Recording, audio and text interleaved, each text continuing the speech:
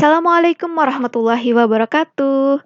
Berjumpa kembali di channel Edukasi Sains. Baiklah Sobat kelas 8, kita masuk ke materi baru yaitu membahas tentang sistem peredaran darah pada manusia. Pada video kali ini akan membahas tentang darah, organ peredaran darah, mekanisme peredaran darah, dan upaya menjaga kesehatan sistem peredaran darah. Sistem peredaran darah merupakan sistem yang sangat penting bagi kelangsungan makhluk hidup. Zat makanan yang diserap oleh usus halus akan diedarkan oleh darah ke seluruh tubuh. Oksigen yang dihirup oleh manusia akan diedarkan pula oleh darah. Demikian pula sisa-sisa metabolisme akan diedarkan oleh darah menuju organ-organ pengeluaran seperti ginjal dan usus besar. Selain itu, sistem saraf pun dipengaruhi oleh sistem peredaran darah. Dengan demikian, sistem peredaran darah sangat berperan penting dalam kelangsungan hidup makhluk hidup. Nah, untuk memahami sistem peredaran darah pada manusia, simaklah pembahasan berikut ini dengan seksama ya. Kompetensi dasar yang harus dipahami oleh Sobat kelas 8, yang pertama KD pengetahuan. Kamu harus mampu menganalisis sistem peredaran darah pada manusia dan memahami gangguan pada sistem peredaran darah, serta upaya menjaga kesehatan sistem peredaran darah. Di KD keterampilannya, kamu harus mampu menyajikan hasil percobaan pengaruh aktivitas, baik jenis, intensitas, atau durasi, dengan frekuensi denyut jantung. Baiklah Sobat, yang pertama akan kita bahas adalah bagian darah ya. Darah pada manusia terdiri atas plasma darah, yaitu cairan darah, dan sel-sel darah, yaitu bagian padatan. Plasma darah merupakan bagian yang paling banyak dalam darah. Jumlah plasma darah sekitar 55% dari total jumlah darah itu sendiri. Plasma darah terdiri atas air, zat-zat terlarut, sari-sari makanan, protein darah, antibodi, sisa metabolisme, dan zat terlarut lainnya. Sementara itu, sel darah merupakan sel yang hidup dan komposisinya di dalam darah kurang lebih 45% dari seluruh jumlah darah ya nak ya. Sel darah terdiri atas sel darah merah atau eritrosit, sel darah putih atau leukosit, dan keping darah atau disebut juga dengan trombosit. Eritrosit atau sel darah merah, kegunaannya yaitu yang pertama mengikat oksigen saat pernafasan, yang kedua mengikat karbon dioksida hasil metabolisme. Nah, ini adalah bentuk dari eritrosit ya nak ya. Bentuknya itu seperti koin dan tengahnya itu ada cekungannya. Nah, di dalam sel darah merah itu terdapat hemoglobin, yang merupakan protein darah yang terdiri dari protein heme dan protein globin. Nah, ini adalah bentuk dari molekul hemoglobinnya ya nak ya. Sel darah merah merupakan pemberi warna merah pada darah. Sel darah merah mengandung zat yang disebut hemoglobin. Hemoglobin merupakan protein yang terdiri atas heme dan globin. Sel darah merah dibentuk oleh sumsum tulang pipih dan tulang pipa. Umumnya, sel darah merah memiliki umur kurang lebih 120 hari. Setelah itu, sel darah merah akan dirombak di hati. Di dalam hati, hemoglobin yang terdapat di dalam sel darah merah akan diubah menjadi zat warna empedu, yaitu bilirubin, dan zat besi yang terdapat pada hemoglobin digunakan kembali untuk membuat sel darah merah yang baru. Kemudian, leukosit atau sel darah putih, kegunaannya adalah sebagai pembunuh kuman dan zat asing yang masuk ke dalam tubuh. Jadi nih Sobat, di musim pandemi seperti ini kan virus corona sedang eksis ya, yang berfungsi untuk menghadapi virus, bakteri, dan kuman lainnya itu adalah bagian leukosit. Nah, terdiri dari limfosit, neutrofil, maupun monosit. Next, ada trombosit atau keping darah. Kegunaannya mempunyai fungsi utama dalam pembekuan darah. Jadi saat terluka, yang berfungsi untuk pembekuan darah adalah trombosit. Nah, ini adalah proses pembekuan darahnya. Saat terjadi luka, trombosit akan mengeluarkan enzim trombokinase. Trombokinase tadi akan mengubah protombin menjadi trombin. Nah, trombin ini akan digunakan untuk mengaktifkan fibrinogen menjadi fibrin. Nah, misalkan saat Sobat mengalami luka, coba perhatikan. Saat luka tersebut sudah kering, kemudian pasti akan ditemukan seperti benang-benang gitu kan. Nah, benang-benang ini jika diperbesar menggunakan mikroskop bentuknya akan seperti ini. Nah, benang-benang ini yang dinamakan dengan benang-benang fibrin begitu. Fungsi darah. Fungsi darah bisa kita simak sama-sama seperti ini, mengatur suhu tubuh. Yang kedua, mengangkut bahan-bahan metabolisme seperti oksigen dan zat makanan. Yang ketiga, membunuh kuman atau kekebalan. Yang keempat, mengedarkan hormon dan enzim. Yang kelima, mempertahankan pH tubuh. Dan yang terakhir adalah menutup luka. Tadi yang pertama kita sudah membahas tentang darah, kemudian yang kedua kita akan membahas tentang organ-organ pada sistem peredaran darah. Apa saja sih organ-organ pada sistem peredaran darah ini? Oke, pasti kalian udah tahu semua kan ya. Yang pertama itu adalah jantung, dan yang kedua adalah pembuluh darah. Darah mengalir melalui pembuluh darah. Dalam sistem peredaran darah, pembuluh darah terdiri atas pembuluh darah nadi atau arteri, pembuluh darah balik atau vena, dan pembuluh kapiler. Ini pembuluh kapilernya. Pembuluh nadi adalah pembuluh darah yang menjauhi jantung, sedangkan vena adalah pembuluh darah yang menuju jantung. Adapun pembuluh kapiler merupakan pembuluh darah yang menghubungkan pembuluh nadi dan pembuluh balik. Darah pada pembuluh nadi adalah darah yang kaya akan oksigen, kecuali pembuluh nadi yang menuju ke paru-paru atau arteri pulmonalis. Pembuluh nadi yang menuju paru-paru mengandung banyak karbon dioksida. Sementara itu, darah dalam pembuluh balik mengandung sedikit oksigen dan kaya akan karbon dioksida, kecuali pembuluh balik yang berasal dari paru-paru. Pembuluh balik yang berasal dari paru-paru atau vena pulmonalis membawa banyak oksigen. Pembuluh darah yang berukuran besar berfungsi mengalirkan darah ke seluruh tubuh, disebut dengan aorta, sementara itu pembuluh balik yang berada di jantung berfungsi membawa darah dari seluruh tubuh dan berukuran besar itu disebut dengan pembuluh balik besar atau vena cava. Vena cava itu terdiri dari dua bagian ya nak ya, ada vena cava superior yaitu yang bagian tubuh atas, kemudian ada vena cava inferior yaitu vena cava yang berada di bagian tubuh bawah. Kemudian ini adalah perbedaan pembuluh arteri dan pembuluh vena.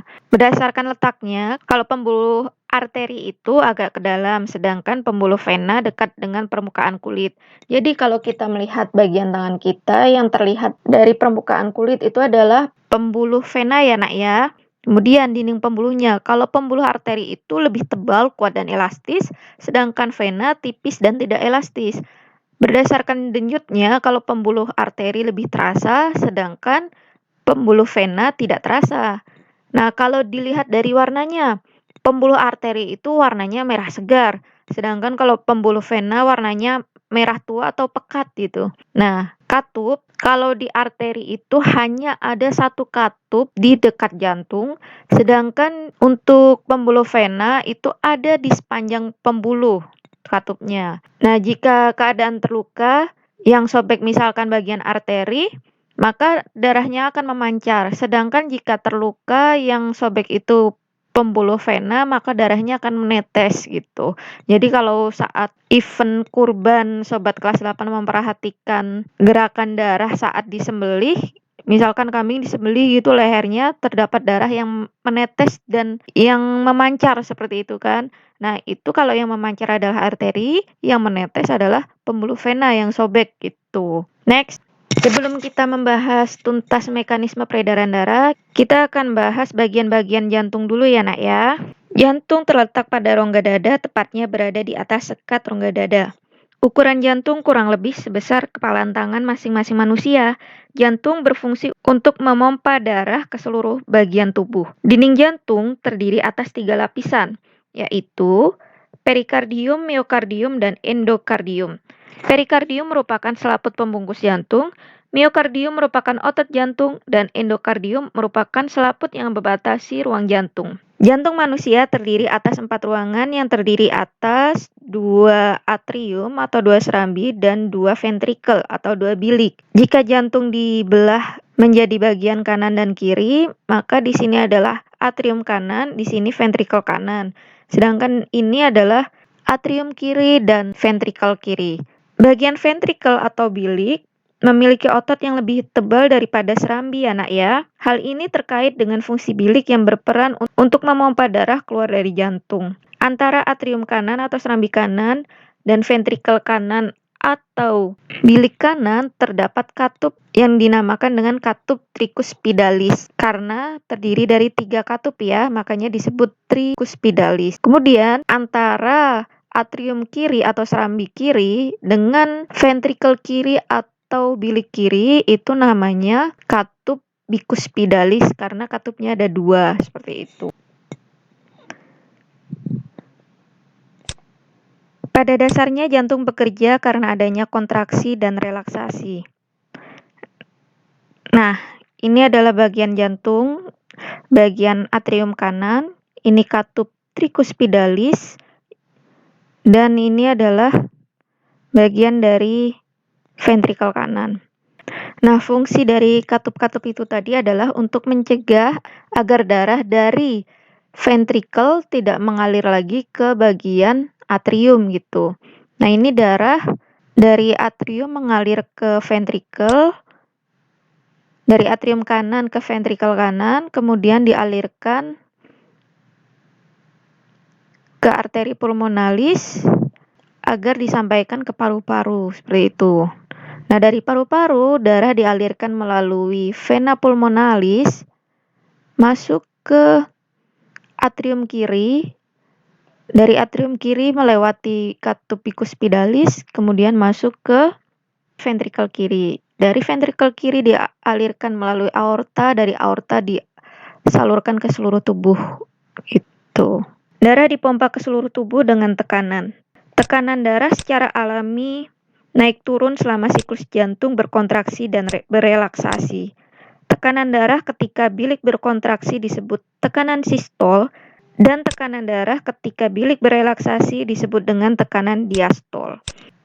Baiklah sobat, bisa diperhatikan bahwa ini darah yang berada dari atrium kanan ke ventrikel kanan itu darahnya berwarna biru, sedangkan yang dari atrium kiri ke serambi kiri itu berwarna merah. Itu ada maknanya, Nak.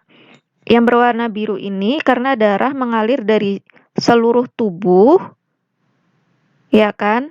Itu banyak mengandung karbon dioksida, makanya warnanya biru. Sedangkan yang ini darahnya berwarna merah karena dia mengalir dari paru-paru menuju jantung. Nah, dari jantung yang banyak mengandung oksigen akan dialirkan ke seluruh tubuh seperti itu.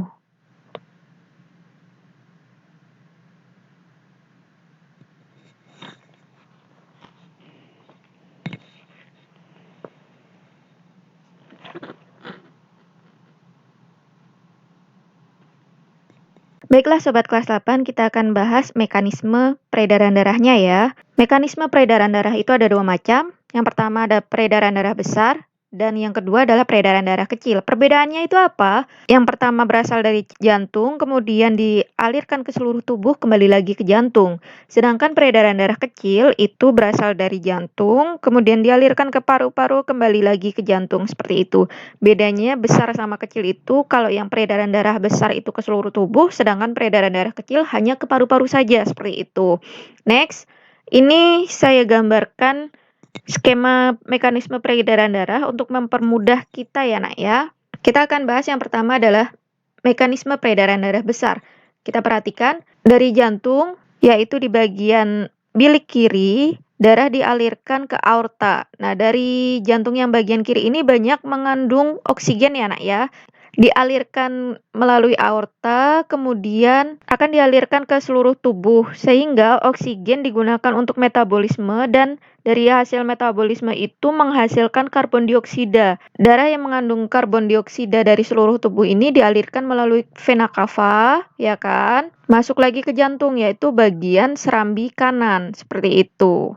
Saya ulang ya, dari jantung bagian bilik kiri ke aorta, dari aorta dialirkan ke seluruh tubuh, dari seluruh tubuh dialirkan kembali melalui vena cava, masuk lagi ke jantung, bagian serambi kanan. Next, kita akan membahas peredaran darah kecil ya nak ya.